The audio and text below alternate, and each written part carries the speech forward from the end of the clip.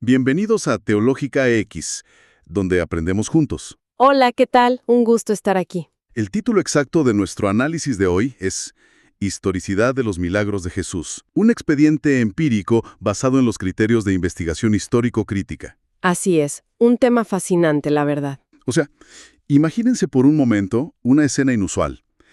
Somos investigadores forenses en el pleno siglo I, y estamos revisando el expediente de un líder campesino que acaba de ser ejecutado por el Imperio Romano. Ajá. Lo interesante de este caso, y fíjense bien, es que no lo mataron por liderar una revuelta armada, no, ni por robar tributos. La controversia principal, lo que volvía loca a la gente y pues alarmaba a las autoridades, era la firme creencia de que este hombre podía alterar las leyes mismas del universo. Totalmente. Y eso es un choque para la mente moderna. Exacto. O sea, para quienes nos escuchan hoy, que tienen una visión científica y analítica, acercarse a lo sobrenatural puede resultar, digamos, súper incómodo. Por eso nuestra misión en esta inmersión profunda no es ponernos la túnica de teólogos. Claro, no vamos por ahí. Vamos a dejar las creencias personales en la puerta y nos ponemos la bata blanca de historiadores. Nuestra pregunta hoy es empírica y muy específica. ¿Realizó verdaderamente el Jesús histórico hechos extraordinarios que él y sus contemporáneos consideraron milagros? Y pues para abordar una pregunta de este tamaño, es vital establecer desde el primer segundo cuál es nuestro límite metodológico. Sí, las reglas del juego. Exacto. No podemos simplemente cruzar la línea hacia el terreno de la fe. El historiador John P. Mayer nos da, digamos, la regla de oro para esta conversación. Él aclara que la historia empírica, o sea, no tiene instrumentos de laboratorio para medir a la divinidad. Obviamente no. No hay un termómetro para eso. Claro, si hubo o no una intervención directa de Dios que rompió las leyes de la física, bueno, ese es un juicio filosófico o teológico. Va muchísimo más allá de lo que la academia histórica puede afirmar. Entonces, el historiador no evalúa causas sobrenaturales. Exactamente. Pero lo que la búsqueda histórica sí puede hacer, y con total legitimidad, es rastrear la evidencia humana en los documentos antiguos.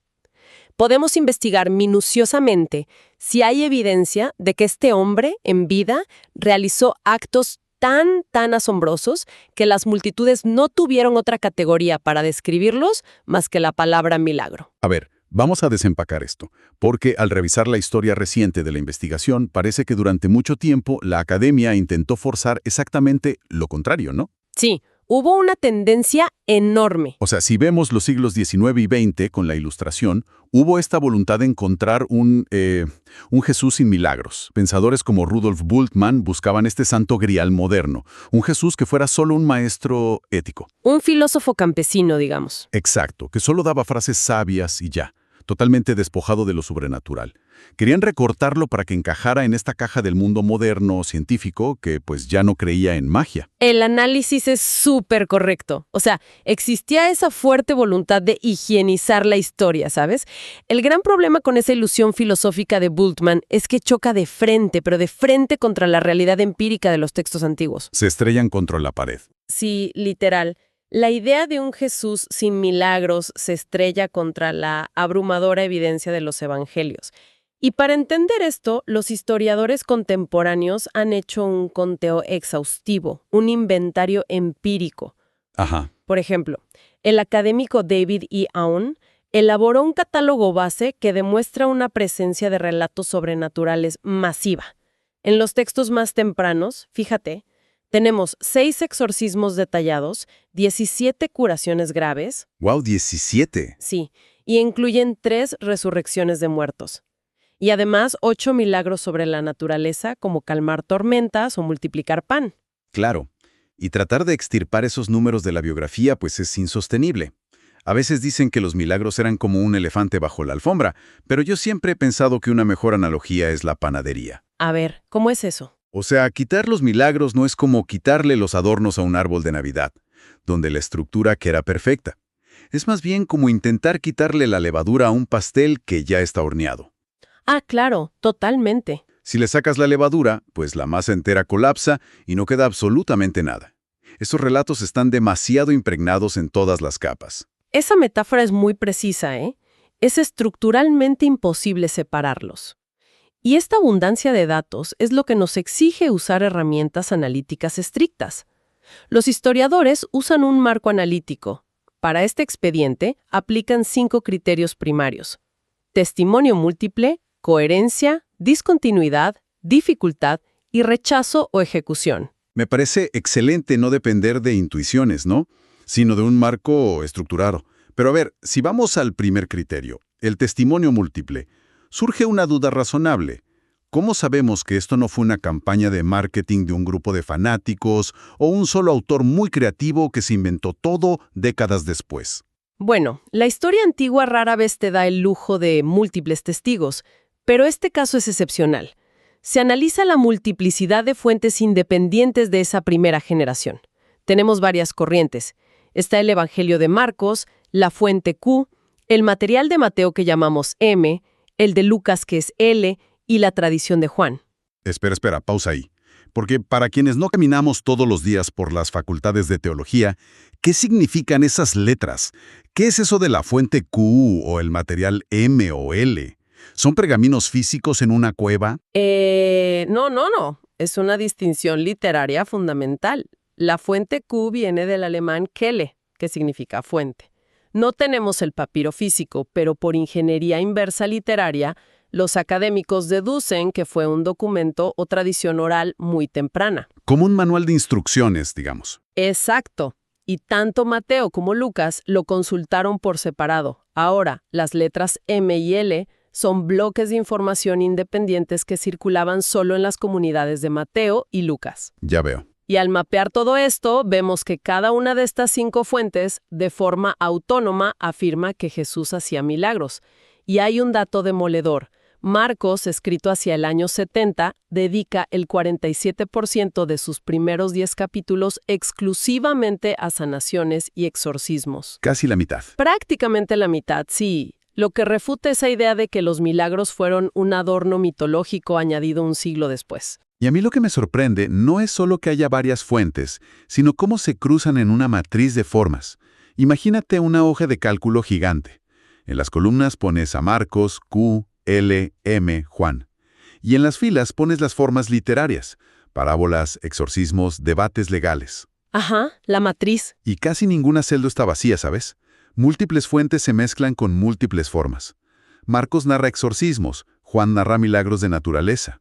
Hasta la fuente Q, que se suponía que eran solo frases sabias, incluye sanaciones. Todo está anclado a lo sobrenatural. Lo fascinante aquí es que esta validación cruzada no se limita a los cristianos.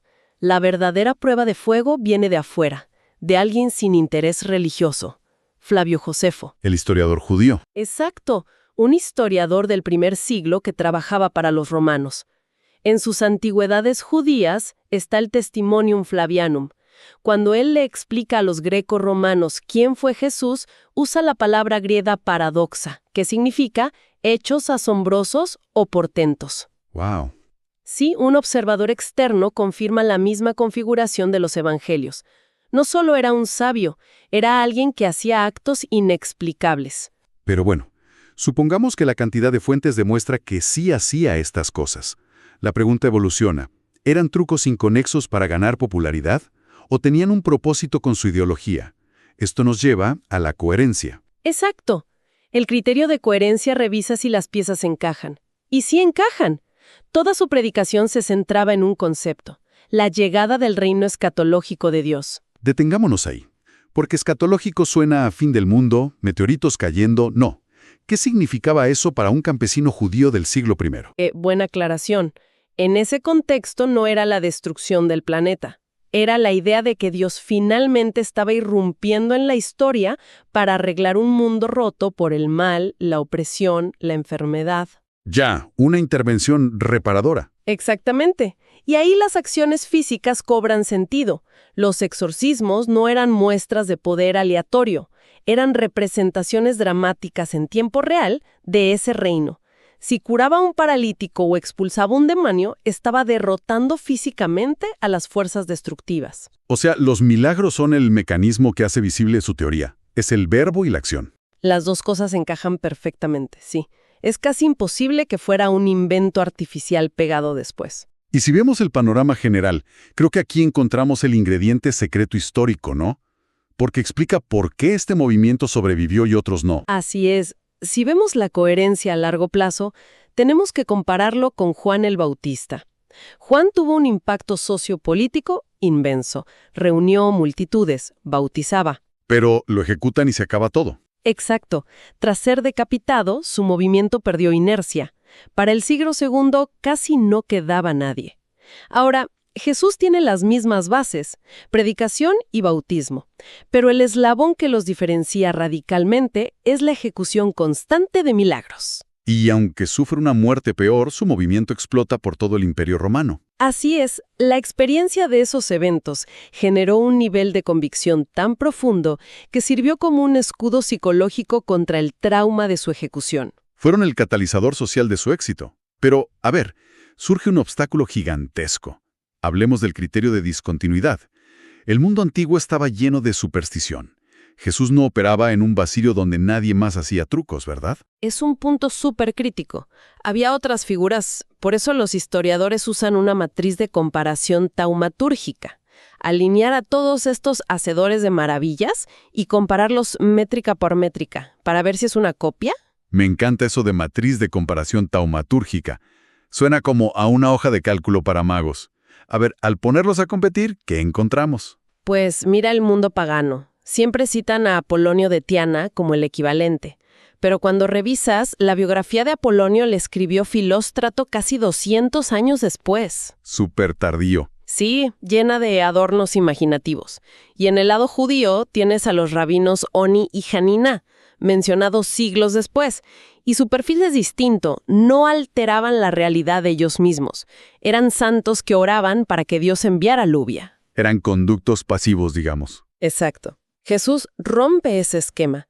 Las fuentes están a solo 40 años, actúa bajo su propia autoridad y exige algo único, fe absoluta de quien recibe el milagro. Aquí es donde se pone muy interesante, porque la singularidad no es un solo rasgo, no es el que sanaba más rápido, es lo que los académicos llaman la Gestalt, el modelo global. El paquete completo. Exacto. Es el predicador de parábolas, el que debate la ley, el que anuncia el reino de Dios y además sana enfermos validando su mensaje. Todo en un solo individuo. No hay paralelos literarios de donde los primeros cristianos pudieran haber copiado esto. Totalmente. Y la imposibilidad de que fuera un invento nos lleva al criterio de la dificultad o de la vergüenza. En la antigüedad, si querías glorificar a tu fundador, editabas la biografía para borrar todo lo que fuera embarazoso o que le diera armas a sus enemigos. Claro, relaciones públicas de la antigüedad. No vas a poner la vez que lo acusaron de un crimen terrible. Indiscutiblemente. Pero en los evangelios, los escribas y fariseos lo acusan abiertamente de hacer exorcismos en alianza con Belcebú, el príncipe de los demonios. Usar magia negra, básicamente. Exacto. Es impensable que la iglesia primitiva fabricara una acusación tan perjudicial, que los obligara a defenderse constantemente de ser seguidores de un hechicero oscuro. La deducción lógica es espectacular, la verdad. Si sus enemigos dijeron que usaba poder demoníaco, es una admisión histórica involuntaria de que las sanaciones ocurrieron. No decían, este tipo es un fraude, no hace nada. No, para nada. Decían, sí hace cosas imposibles, pero su poder es siniestro. O sea, no podían negar los resultados frente a sus ojos. Así es. Y eso generó una reacción en cadena que nos lleva al quinto criterio, el rechazo y la ejecución. Esto introduce una paradoja legal súper compleja. Y aquí tengo que intervenir y plantear un problema lógico. Roma odiaba la magia no autorizada, la castigaba durísimo. Si este hombre alteraba el orden natural y paralizaba ciudades con portentos, ¿por qué no lo arrestaron por hechicería ilegal? Esa es la anomalía fascinante y revela que los textos son políticamente auténticos.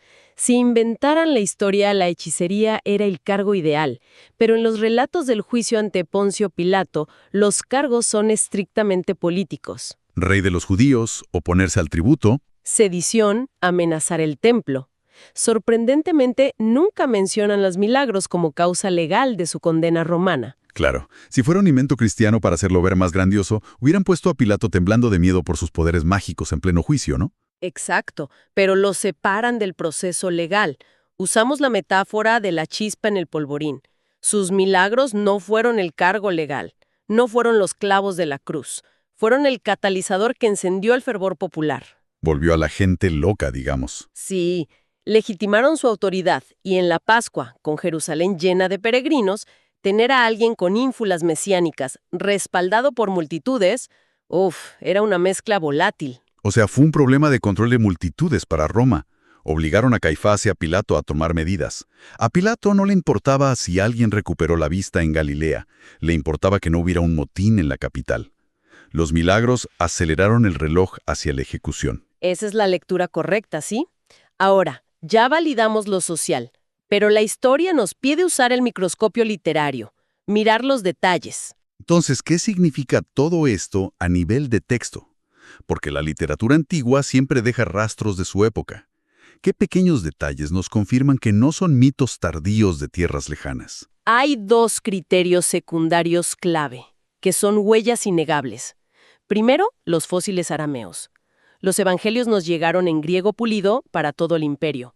Lo natural sería traducir todo, pero en Marcos el autor conserva palabras exactas en arameo antiguo. El idioma de las zonas rurales de Palestina en el primer siglo. Correcto. Por ejemplo, al revivir a la hija de Jairo, el texto interrumpe el griego y dice, Talitá kaum, niña, levántate. O al curar al sordo, dice, efata. Si esto fuera un invento de cristianos en Roma 80 años después, no tendría sentido usar una lengua oscura que su audiencia no entendía. Es como encontrar ADN puro en la escena. Ancla la historia a Palestina. Y hay un segundo criterio secundario que me vuela la cabeza, porque desafía cómo construimos mitos. La tendencia al anonimato. Es un indicador brillante. En las leyendas apócrifas tardías, los autores odian los vacíos. Inventan nombres, genealogías, diálogos larguísimos para adornar. Pero en los evangelios tempranos, los beneficiarios de los milagros casi nunca tienen nombre. Es un contraste brutal. Hay océanos de gente sanada, pero solo sabemos de Jairo, Bartimeo, Lázaro. Y ya. La inmensa mayoría son el centurión anónimo, la mujer del flujo de sangre, los 10 leprosos genéricos. Esa contención, esa escasez de nombres en relatos tan extensos, es un sello irrefutable de sobriedad histórica. Nos dice que se centraron en preservar el núcleo del evento sin ceder a la tentación humana de colorearlo artificialmente. Pues hemos puesto absolutamente todas las piezas de evidencia sobre la mesa. Testimonio múltiple, coherencia del reino, singularidad de la Gestalt frente a otros magos, la vergüenza de que lo llamaran brujo, la inestabilidad política que generó, los fósiles arameos y el anonimato. Todo esto demanda una conclusión. Y el veredicto no se da por piezas sueltas, sino por la convergencia histórica. Todos estos criterios se entrelazan y apuntan en una sola dirección fáctica. El expediente empírico concluye de manera afirmativa. El Jesús histórico realizó, indudablemente, actos que él y sus contemporáneos consideraron milagros genuinos. ¡Wow! Y lo más irónico es que la crítica secular valida estos milagros con un nivel de certeza mayor al que aplican para detalles de otras figuras ilustres. Si alguien quisiera rechazar sistemáticamente estos milagros, por honestidad intelectual, tendría que desechar toda la información histórica que existe sobre Jesús. Y el rigor que usamos hoy nos deja un desafío intelectual claro. Si le aplicáramos este mismo nivel agotador de escrutinio a los grandes próceres de la antigüedad grecorromana, descubriríamos con asombro que la inmensa mayoría de la historia humana que damos por sentada, pues desaparecería de los libros de texto en un instante. Hasta una próxima ocasión.